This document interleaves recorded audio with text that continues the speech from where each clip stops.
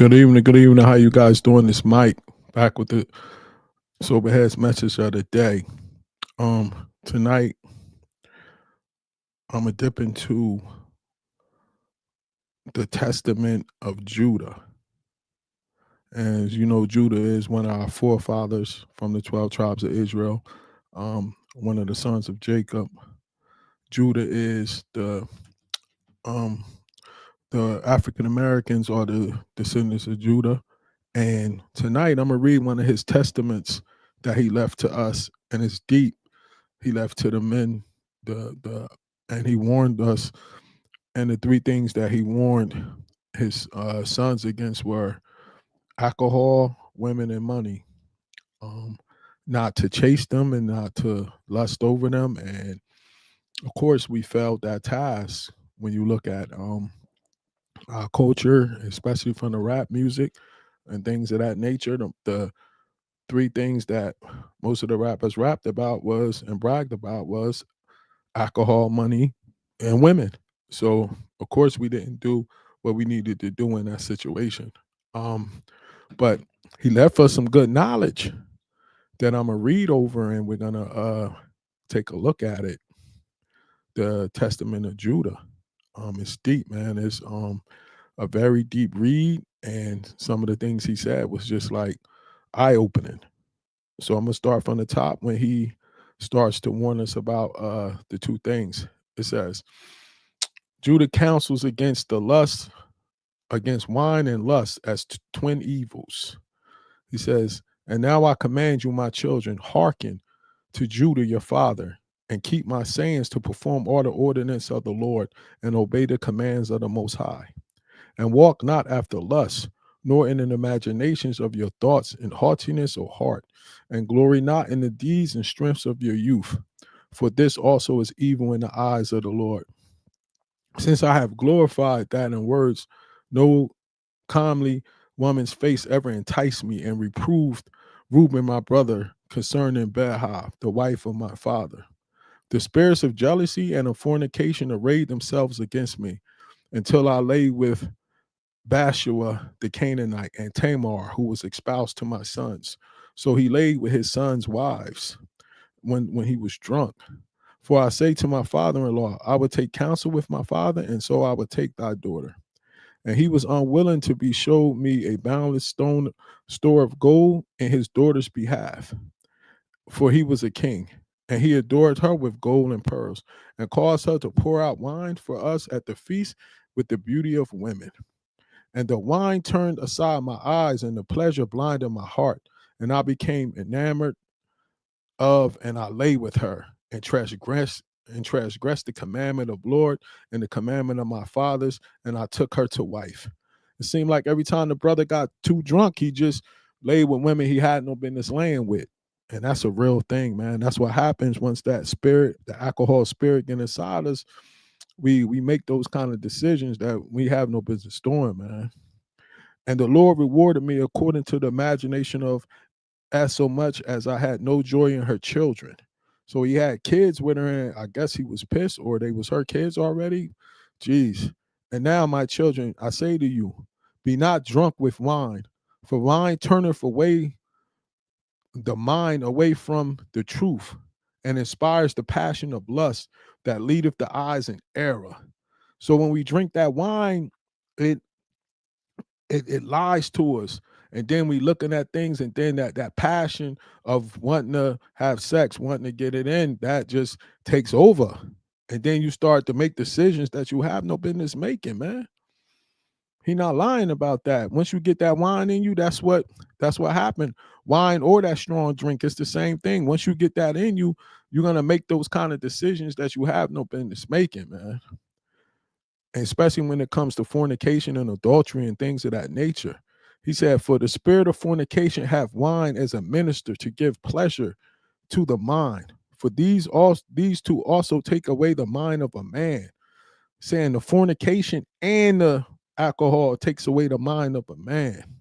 For if a man drink wine to drunkenness, he disturbeth the mind with the filthy thoughts leading to fornication, and heateth the body to carnal union.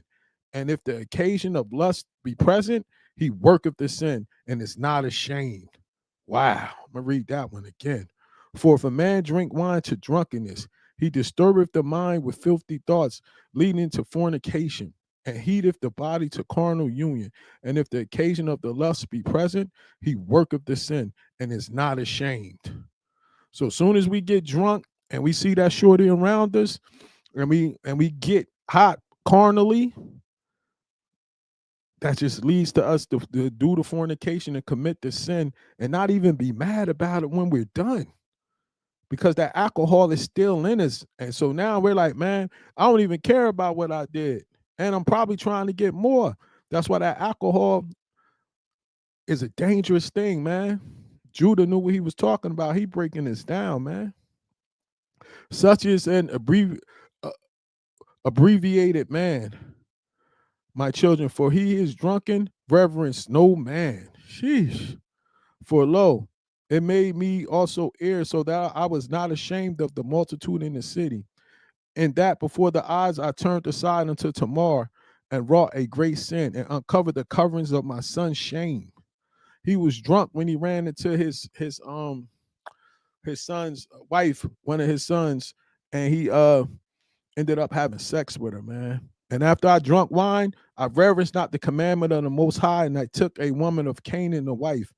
And he said he knew that the Canaan people was wicked and he had no business marrying her. But once he got drunk off the wine, he just forgot about everything and just did what the flesh told him to do, and he got caught up in the lust. For much discretion needeth the man who drinketh wine, my children. And herein is discretion in drinking wine. A man may drink so long as he preserve his modesty. He's saying to them that it's okay to drink if you can preserve modesty. But most times, once we start getting drunk, all that modest thinking and everything goes out the window. So if you already know once you get to that point of getting drunk that you can't handle it and you're no longer modest, he's saying it's not a great idea to get drunk. You get what I'm saying? Like, it's this deep, man, because he was a very powerful brother and the alcohol was no joke.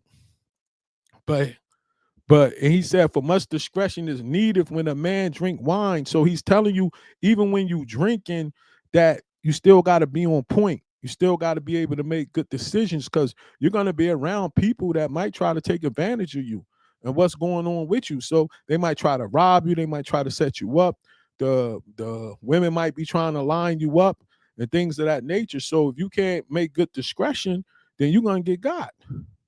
But he who go beyond this limit, the spirit of deceit attacketh his mind, and it maketh the drunkard talk filthily, and to transgress, and not to be ashamed, but even to the glory of his shame, and to the account of himself honorable.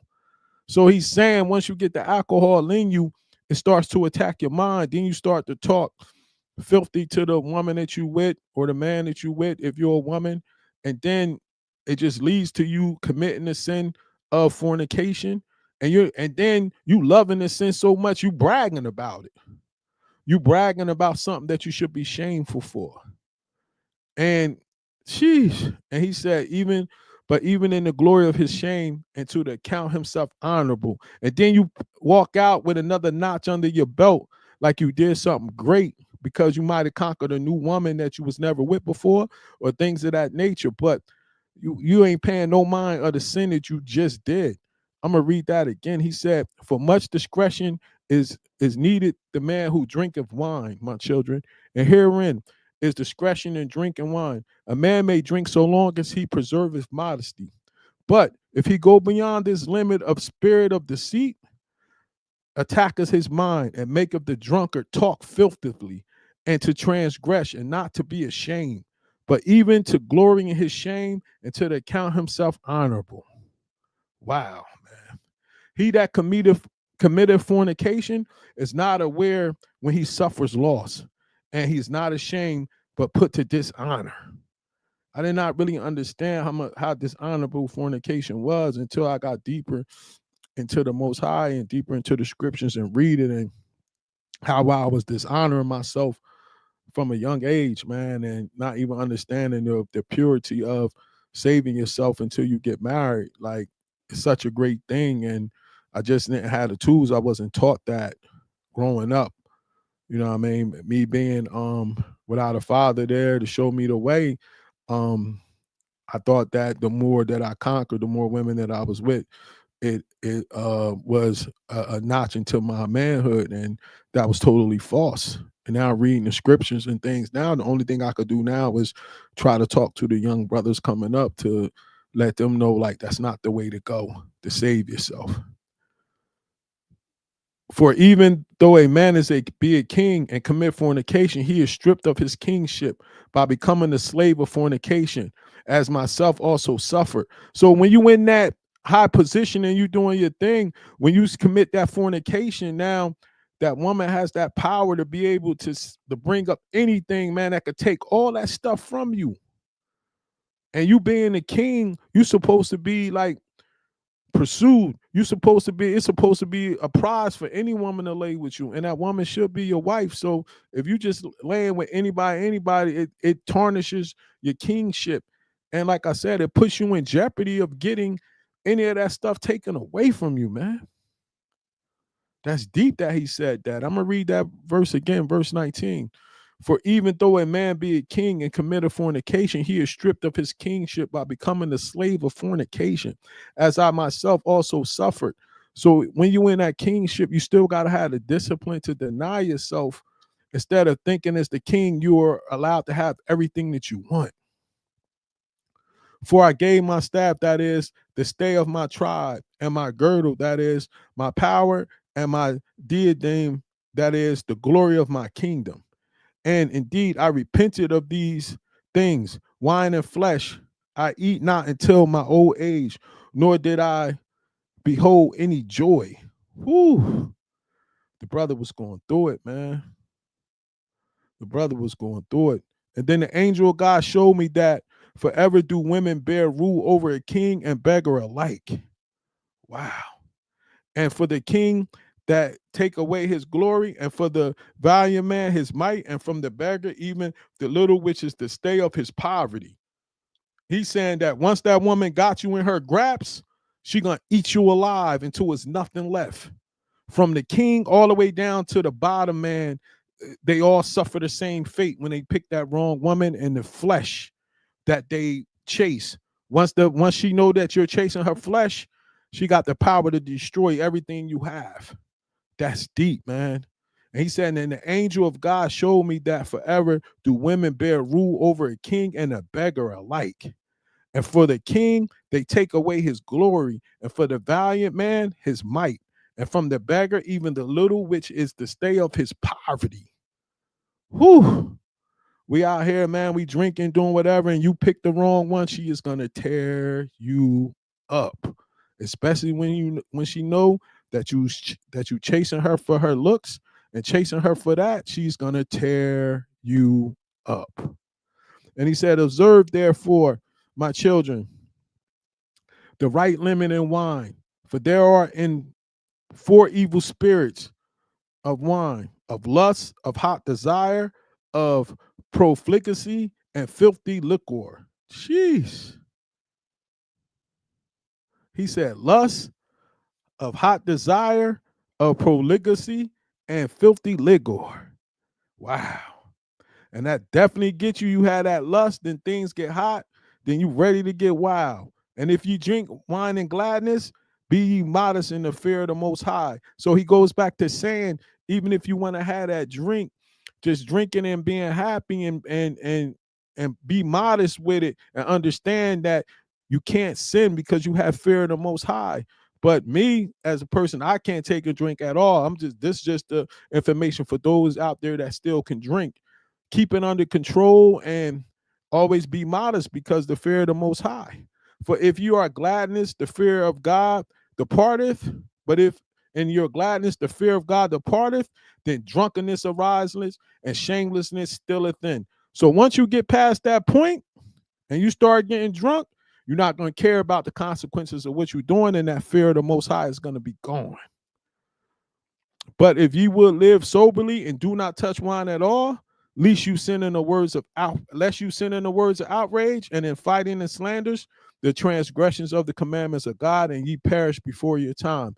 He's saying that if you don't pick up the wine, you should be good, because it should keep you out of fights. It should keep you out of arguments. It should keep you from transgressions of the law of the Most High, and you should have a nice time on earth or have some long years.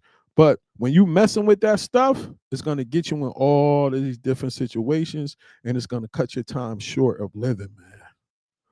Moreover, wine revealeth the mysteries of God and men, even as I also revealed the commandments of God and the mysteries of Jacob my father to the Canaanite woman Bathsheba, which God bade me not to reveal. That's when he messed with his father's wife. Jeez, this alcohol had my brother off the hook, man. And wine is the cause of both a war and confusion. Wow, let's go back to that again, man. Wine is the cause of both a war and confusion. Next, he gets into the money. So I'll probably touch on that one tomorrow. But some of these joints that he got into was deep, man. Like, whew, the brother was talking about some stuff in here, man. He said, for the spirit of fornication have wine as a minister to give pleasure to the mind. For these two also take away the mind of a man. For if a man drink wine to drunkenness, he disturbeth the mind with filthy thoughts, leading to fornication that heateth the body carnal union. And if the occasion of lust be present, he worketh the sin and is not ashamed. How many nights that happened to us, fellas? You out there, you start drinking and stuff and this and that. The next thing you know, it's on with you on the shoulder. You're not even thinking about the fornication. You're not thinking about the sin that we committing. Once that, how Biggie said, once the Remy in my system, ain't no telling. You get what I'm saying? Once the Remy in my system, ain't no telling. He said it all on that verse. He said, for it made also an heir so that I was not ashamed of the multitude in the city. Even that before the eyes of all I turned aside unto Tamar and wrought a great sin, and I uncovered the covetousness of my son's shame. Wow. That's when he got with his son's wife. Whew. After I drunk the wine, I referenced not the commandment of God, and I took the woman of a Canaan, a wife. Whew. He did not listen to what God told him. God told him not to mess with those people, to stay within his tribe. And he still went out once he got that alcohol in him. He didn't even care after that. For much discretion needeth the man who drinketh wine, my children. Herein the discretion is drinking wine. A man may drink so as long as he preserve modesty. That's the hard part. Can you drink and preserve modesty at the same time? Keeping it intact, making sure you're good, making sure that you're able to control yourself, making sure that you can walk around and really conduct yourself as a man should. Stuff is no joke, man. The Judah was trying to give us the tools to be able to do what we need to do out here and to be sober minded and know how to conduct yourself, because brothers is getting caught up. How many times you could say, like, see yourself get caught up, or know people that got caught up, got caught slipping, got murdered, got robbed, and all of this because they was leaking, they was drunk in places they had no business drinking, maybe in a blackout or something like that. And it gets real deep because that alcohol leads to the lust. And like he said, once that woman knows she got you chasing her lust, she's going to break you down and take whatever you got. He said from the king all the way down to the beggar. He said, and the angel of God showed me that forever do women bear rule over a king and beggar alike. And from the king, they take away his glory. And from the valiant man, his might. And from the beggar, even the little witches, the stay of his poverty. Look what just happened to the brother Shannon Sharp, man. She stung him for 20-something million. It's no joke. And they saying all the way down to the beggar, the homeless person, when he chased it for lust and she knows he chasing it for lust, she gonna sting him too. Very deep breakdown by the brother Judah, man. And I see now why they took this stuff out of the Bible, why they took this stuff out of the books, why this was hidden from us. We had to dig to find these testaments and things of that nature. It was so much that we could have learned from this stuff growing up. Like I wasn't taught none of this stuff growing up, man. This is deep. The breakdown of what he did. You know what I mean? Like this is the testament of Judah is deep. Tomorrow I'm gonna get into the one about the money and go from there. I you guys make sure that you have a good night and take care of yourself. This is Mike. Shalom.